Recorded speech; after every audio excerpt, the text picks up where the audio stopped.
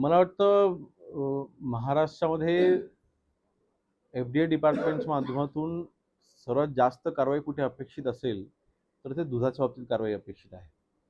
सर्वात जास्त दूध हे आपल्या जगामध्ये सर्वात जास्त दूध हे कदाचित महाराष्ट्रामध्ये आणि परिणामी आपल्या भारतामध्ये जिथे वापरलं जातं किंवा त्याचं सेवन केलं जातं. म्हणून सर्वात जास्त भेसळ पण ही दुधामध्ये आपल्याला आढळते.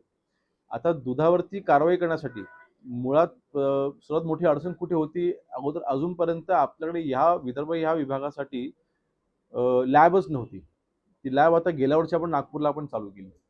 एफ-डी-एची लॅब म्हणजे आता ज्यावेळेस एखाद्या आस्थापनेवरती आपण जेव्हा कारवाई करतो तिथला आपण सॅम्पल उचलतो, पुण्याला वगैरे पाठवावे लागत होते आम्हाला आणि मग कोल्हापूरला पाठवावे लागत होते. आता आपण नागपूरला लॅब आपण चालू केलेली आहे. परंतु दुधावरती कारवाई करण्यासाठी जागच्या जागी आपण टेस्ट करता आली पाहिजे.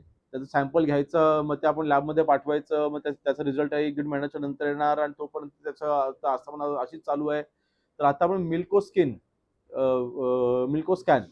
नावाची आपण आता एक मशीन आपण आणतोय. 5-5.5 लाखाची फक्त ती मशीन आहे. डी-पी-डी-सीमध्ये त्याची तरतूद करावी अशा मी विनंती आम्ही केलेली आहे.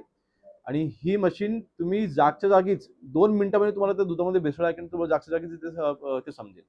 प्रत्येक एफ-डी-ए अधिकाऱ्यांकडे प्रत्येक जिल्ह्यामध्ये ही आम्ही मशीन आम्ही आता त्याचं नियोजन करतोय. जेणेकरून ह्या कारवाया लॅबवरती जास्त डिपेंडंट न राहता एकदम फास्ट तिथे कारवाई होईल आणि त्याचा डेटा देखील आमच्याकडे राहील.